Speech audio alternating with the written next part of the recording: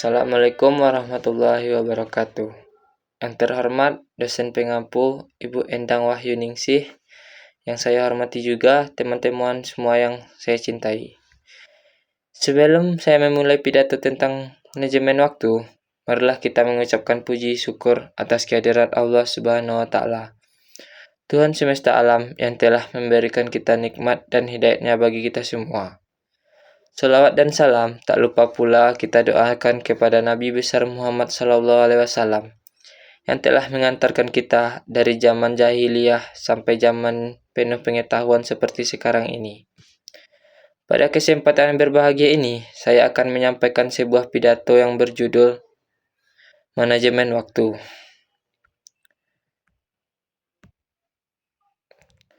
Kemarin adalah sejarah, hari ini adalah usaha, dan hari esok adalah misteri.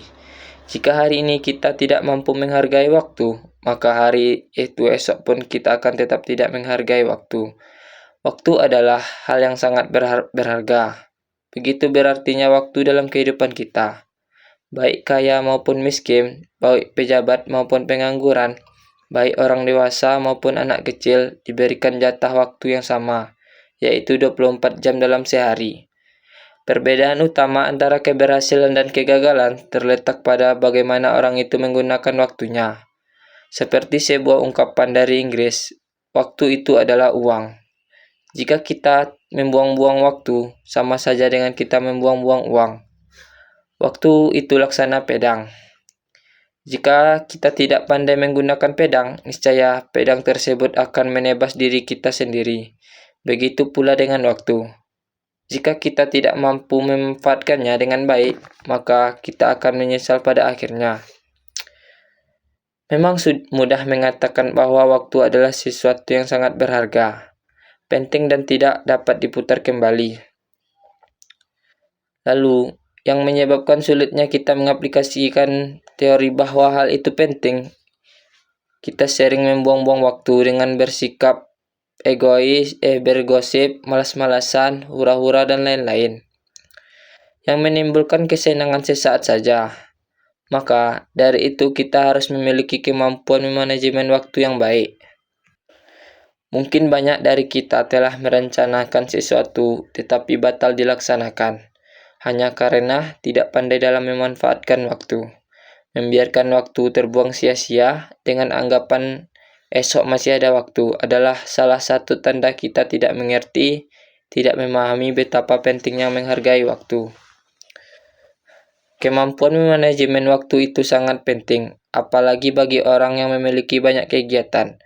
Orang yang memanajemen waktunya dengan baik, biasanya tidak mudah bingung dan lebih fokus dengan tujuannya. Mereka akan mengefisiensikan waktunya seberguna mungkin, sehingga tidak ada waktu yang terbuang sia-sia. Sebenarnya, waktu itu cukup mudah. Kita harus mengetahui efektif tidaknya penggunaan waktu. Kita perlu merenungkan aktivitas sehari-hari. Jika kita sebagai pelajar, jadwal yang memang pasti adalah jadwal sekolah dan bimbel.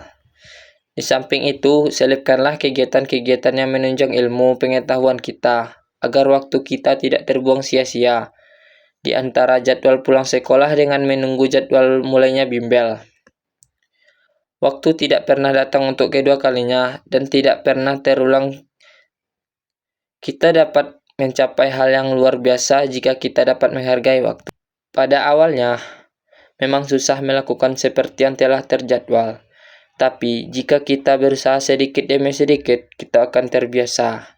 Jika kita tidak bisa konsisten dengan jadwal yang kita buat, kita akan berpengaruh buruk ke depannya. Mungkin saja saat kita dewasa, kita menjadi orang yang memiliki kegiatan banyak dalam sehari. Tapi, kita tidak bisa memanajemen waktu dengan baik, sehingga kita akan lalai dan yang akan rugi kita sendiri. Memang kebanyakan dari kita tidak suka diatur, atau jadwal yang selalu terikat. Dan saat menyesuaikan menjadi lebih lama, tapi kita harus membiasakan diri. Berdasarkan penelitian orang yang sukses di dunia ini rata-rata adalah orang yang dapat memanajemen waktunya dengan baik. Rasulullah telah memberi teladan kepada kita dalam memanfaatkan waktu hidupnya. Beliau tidak terlalu banyak tidur karena di malam hari melakukan sholat malam sampai kakinya bengkak. Di siang hari, beliau menjadi pedakwah dan kepala pemerintahan yang sangat andal. Beliau mengikuti 80 peperangan bersama para sahabatnya dalam waktu kurang dari 10 tahun. Namun demikian, beliau juga mampu membagi waktu untuk menyantuni fakir miskin, menyayangi istri dan kerabatnya. Saya pernah mendengar kalimat motivasi, jika kita lunak kepada dunia, maka dunia akan keras kepada kita. Tetapi, jika kita keras kepada dunia, maka dunia akan lunak kepada kita.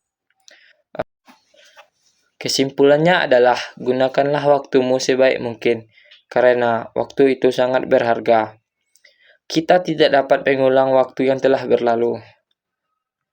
Demikianlah pidato dari saya. Apabila ada kesalahan itu dekatnya dari sisi saya pribadi dan kesempurnaannya milik Allah. Wassalamualaikum warahmatullahi wabarakatuh.